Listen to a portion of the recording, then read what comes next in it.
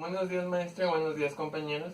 Yo les voy a estar hablando sobre la determinación de la integridad ecológica en un ecosistema acuático con base en monitoreos biológicos de Grimaldo Wilson en 1998. Es un artículo de revisión. Mi nombre es Luis Antonio López Villagómez. Como introducción, Grimaldo nos menciona que los ecosistemas acuáticos son una gran interacción de los factores bióticos y abióticos, pero que estos pueden ser altamente modificados por la dinámica fluvial o las corrientes de los ríos, ya sea por la carga de sedimentos que arrastren o por los cambios físicos que ocurren debido a este. Los cambios físico-químicos que ocurren en el agua no solo van a afectar a la calidad del agua, sino también van a afectar a las cadenas tróficas. Nos menciona que uno de los factores de cambio sobre los ríos más importantes es la pérdida de la vegetación de las riberas o vegetación riparia. Esta, ya sea por causas naturales o causas antropogénicas, nos dice que al reducirse la vegetación en las riberas de los ríos va a ocasionar que haya un incremento en la temperatura, lo que va a ocasionar un decremento directo en la calidad del agua. Nos dice que se van a reducir los meandros. Los meandros son las curvaturas en los cauces de los ríos que le van a dar una mayor longitud y una menor velocidad. Por lo tanto, si se reducen estos meandros, va a aumentar la velocidad e incrementará la unidad del poder de flujo de corriente o OSP por sus siglas en inglés. Aquí podemos ver que está un meandro y los meandros con el paso del tiempo se van a unir en esta zona y se va a hacer un río otra vez recto. Entonces la vegetación que hay en medio y en las orillas impide el desgaste tan rápido que ocasione que esto pase directamente. Sin la vegetación esto tarda muy poco y eso va a ocasionar que la carga de sedimentos, porque aumentó la USP, de un lugar a otro sea mayor y la velocidad sea mayor. Grimaldo nos menciona entonces esta tabla de causas y consecuencias hecha por Carr y Schlosser en 1978, donde nos menciona que la destrucción de pozos y regaderas va a ocasionar una pérdida de la diversidad de los hábitats, así como el corte de los miembros y la longitud del curso van a ocasionar que la velocidad se aumente y el flujo del agua. Entonces esto va a tener dos consecuencias directas. Uno, que se incremente la unidad de poder de corriente, que va a ocasionar que los bancos erosivos sean mayores, porque el agua va a pasar más rápido y va a erosionar más la tierra. Entonces esto va a incrementar que la carga de sedimentos en ríos abajo sea mayor, y esto va a ocasionar un decremento en la calidad del agua. Y cuando incrementa la velocidad y el flujo del agua, también va a pasar que va a aumentar el drenaje de la tierra. Entonces la tierra va a drenar más rápido y va a ocasionar que la cantidad de agua sea mayor, lo que va a ocasionar que haya un aumento del riesgo en aguas abajo. O sea que esto puede ocasionar un desborde del río y pueda provocar inundaciones o que las represas que haya sean sobrepasadas y afectan a asentamientos humanos o a otros ecosistemas terrestres. Y también, como les mencionaba, la remoción de la vegetación riparia o vegetación ribereña en las orillas de los ríos va a tener tres consecuencias. Uno, que se decremente directamente la calidad del agua. Dos, el incremento del transporte de nutrientes, ya que al haber mayor, pues como esto es una cadena, entonces si se remueve la vegetación va a ocasionar que se reduzcan los meandros. Entonces esto va a ocasionar también que al haber un arrastre mayor, pues va a también aumentar la cantidad de nutrientes que hay en el medio acuático. Y finalmente va a haber un incremento de la temperatura del agua. Y todo esto va a dar a un decremento de la calidad del agua.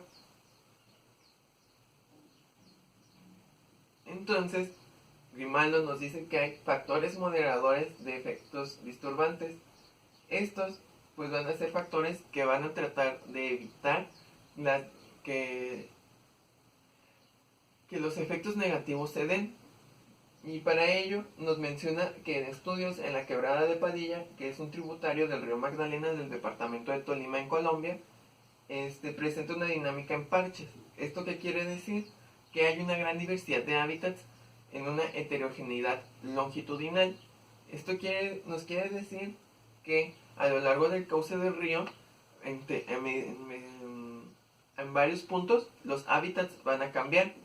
Entonces nos dice que hay factores que favorecen a la diversidad, que es gracias a que el sistema de la quebrada de Padilla tiene una gran cantidad de meandros o curvaturas, lo que va a ocasionar que el río vaya muy lento y que sea muy largo. Y esto también se debe a que tiene una inclinación muy baja. Estas dos cuestiones van a reducir la velocidad en el cauce del río. Y la combinación de las dimensiones sustrato-profundidad. El sustrato le va a proporcionar al agua las suficientes sedimentos y nutrientes para que, correspondiente a la profundidad, para que los ecosistemas que se den en ella sean saludables. Entonces también nos dice que la presencia de la vegetación ribereña va a permitir que haya una gran diversidad, ya que la temperatura del agua va a ser estable y los meandros se van a mantener durante más tiempo. También nos menciona entonces aquí que los factores naturales que alteren estos ecosistemas, que ya sea la tala de árboles y todo esto, o la pérdida de vegetación, va a ser que los factores naturales son menos dañinos para los ecosistemas.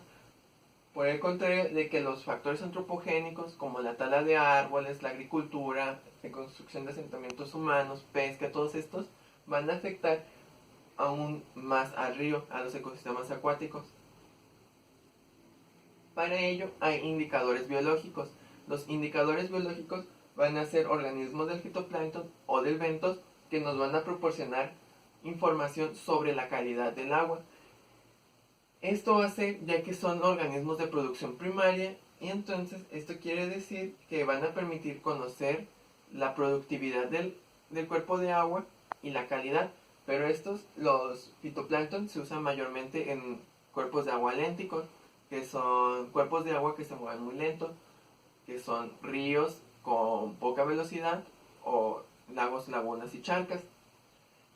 Para ello, primero están las crisofisias, que son estas, las dinofisias y las bacilariofisias, que son indicadoras de aguas oligotróficas o aguas con un bajo contenido de nutrientes, lo que va a ocasionar que sean aguas con una alta calidad, ya que van a ser cristalinas y van a ser potables.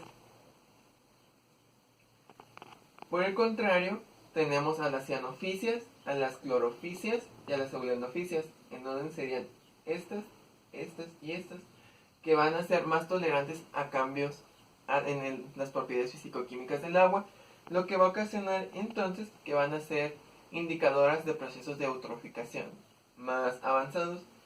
Las aguas eutróficas son muy ricas en nutrientes, por lo tanto son muy pobres en oxígeno y van a tener menor calidad porque van a ser más turbias y van a tener malos olores y va a ser poco potable para los humanos. Entonces nos dice que las comunidades en medios acuáticos se van a caracterizar por que van a ser o muchas especies con poca cantidad de individuos o pocas especies pero con mucha cantidad de individuos. Y entonces la dominancia de las especies más tolerantes, las que pueden mostrarnos que hay una eutroficación en el agua, van a determinar el índice de calidad del agua y el estado del ecosistema, ya que si son mayor cantidad de especies tolerantes, entonces esto nos quiere decir que el agua está muy dañada. Para ello existe el índice de diversidad de Shannon-Weber, representado con H', que como nos dice aquí es la expresión estadística que permite valorar y determinar las condiciones ecológicas de un ecosistema. Está representada en aquella imagen donde se evalúa el número de individuos por especie en una muestra de población de una sola especie y el número total de individuos en una muestra de una población, el número total. Entonces, al hacer aquella fórmula, aquella sumatoria, vamos a obtener valores que van a estar entre 0 y 5. vamos a tener que los valores entre 3 y 5 son valores de aguas con alta calidad. Vamos a tener entonces después los valores entre 1.5 y 3, que son aguas medianamente contaminadas, y finalmente tenemos valores entre 0 y 1.5, que son aguas muy contaminadas. En estudios realizados en la quebrada de San Vicente, tributario del río Bogotá, nos menciona que el índice de diversidad valorado para organismos de fitoplancton fue de 1.10 y más decimales. Entonces esto nos quiere decir que es agua muy contaminada. Pero como les había mencionado, también se pueden usar los organismos bentónicos, que son organismos que se encuentran en el fondo. Estos son más usados para evaluar organismos de movimiento lótico, que son ríos y mares, océanos, con movimiento más marcado de corriente. Entonces para ello fue un 0.6. También nos quiere decir que tiene una muy mala calidad. Esta quebrada está muy contaminada. También nos menciona aquí que un alto índice de diversidad menciona que hay una cantidad reducida de organismos de una especie. Y como ya les había mencionado, los ecosistemas acuáticos deben tener o muchas especies con pocos organismos o pocos organismos con muchas especies.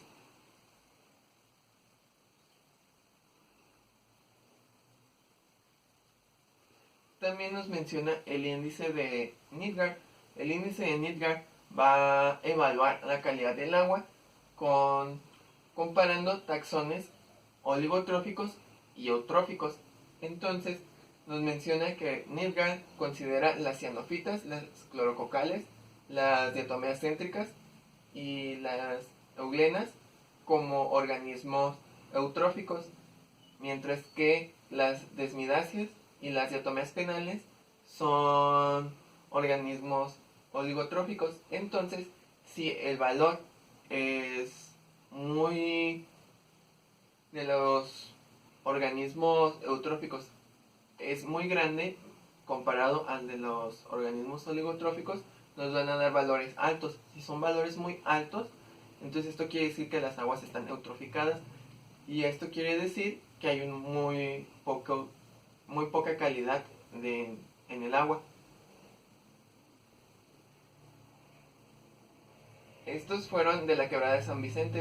Estos valores nos da que al final el índice compuesto de Nidgard nos dio que era un valor de 5, que es mayor a 2.5. 2.5 va a ser como el límite para decir que es oligotrófico o eutrófico. Entonces esto nos menciona que es eutrófico. Como ya lo hemos visto antes, es un agua muy contaminada con muy poca calidad.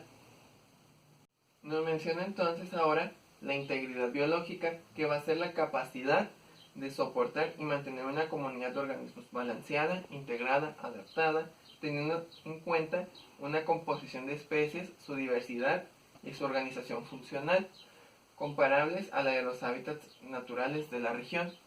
Entonces va a tratar de ver que los organismos que haya presentes en un ecosistema estén integrados, que estén estables, que no haya una dominancia de unos sobre otros, para determinar que haya una buena integridad del ecosistema. Pero Carr y Schlosser mencionan que integridad biológica y diversidad biológica no es lo mismo, ya que ellos dicen que la integridad está basada en los elementos y en el proceso que genera sobre la manutención de las especies, mientras que la diversidad va a ser solamente la cantidad de especies que hay la cantidad de especies que hay en un solo ecosistema acuático. Así nos menciona entonces que la diversidad puede ser usada como un indicador de la calidad del agua o de la alteración que hay sobre un ecosistema acuático, pero no nos va a mostrar los niveles de organización como lo es el índice de integridad biológica. Pero para que un ecosistema que tenga una alta integridad biológica debe tener un alto índice de diversidad. Pero eso no quiere decir que un ecosistema con un alto índice de diversidad biológica va a ser un ecosistema con una alta integridad biológica, no es sinónimo. Lo cual Carr diseñó un índice de integridad biótica, o IBI por sus siglas en inglés, basado en la composición de 12 aspectos biológicos de las especies de peces en los ecosistemas acuáticos. Este va a cuantificar aspectos del ecosistema que se relacionan con las influencias humanas sobre el ecosistema, como ya sea la riqueza, composición de especies, composición trófica, abundancia, condiciones fisiológicas y anatómicas de los peces. Entonces, los valores se van a asignar del 1, 3 y 5. 1 siendo una alta influencia de los humanos, 3 una influencia media y 5 una influencia alta, no baja, perdón. Entonces vamos a obtener valores de mínimos de 12, que van a indicar ecosistemas muy degradados por la interacción humana, y vamos a obtener máximos de 60, que van a reflejar ecosistemas en un estado excelente o casi intactos. Tenemos entonces, aquí está la tabla de los atributos biológicos de las comunidades de peces que se van a tomar en cuenta. Uno va a ser la composición de especies, que van a ser total especies de percoides, especies de ciprínidas, especies de S.p. Zucker y especies intolerantes e porcentaje de individuos tolerantes. Después vamos a tener la composición trófica, que van a ser porcentaje de omnívoros, porcentaje de insectívoros y un porcentaje máximo de carnívoros. Y condiciones ícticas, que van a ser anatómicas o fisiológicas, desórdenes litofílicos, deformados con tumores o lesiones, o número total de peces. Esta tabla, acá, relación con degradación, fue obtenida de Carr y Conquest, de una evaluación que hicieron para un río en Ohio. Entonces aquí podemos ver que el porcentaje de individuos tolerantes, el número de omnívoros y peces deformados fueron positivos, que hubo una relación con la degradación. Esto quiere decir que tuvieron valores bajos en el índice de integridad biótica. Entonces esto nos dice que, y al ver también los demás que son negativos, la calidad del agua o la intervención humana sobre este río no es mucha, pero sí hay una intervención que se ve reflejada en estas características de los peces. Y como conclusión, el artículo nos menciona que hay pocos estudios que permitan conocer los índices de integridad de las aguas en Colombia. Entonces esto limita el conocimiento sobre la productividad energética y sobre la productividad de recursos naturales que hay en los ríos de Colombia. A pesar de que Colombia es considerado uno de los países con una gran diversidad, hay muy pocas leyes y reglas políticas que protejan al ambiente y reduzcan la intervención humana sobre los ecosistemas, y que puede ocupar Colombia entonces uno de los primeros lugares en la destrucción y muerte de ecosistemas. Y ya aparte mencionan que tiene especies muy representativas, tales como el oso de anteojos, el cóndor andino, la tigua, el delfín rosado. Entonces aquí el autor concluye en que no hay suficientes estudios en la zona de Colombia como para tener políticas que protejan a todas estas especies, y es lo que él menciona que hace falta dentro de su país, Colombia. Y esto sería todo por mi parte, ya solo falta mencionar mi bibliografía, que es el artículo de Grimaldo. Y esto sería todo por mi parte, muchas gracias.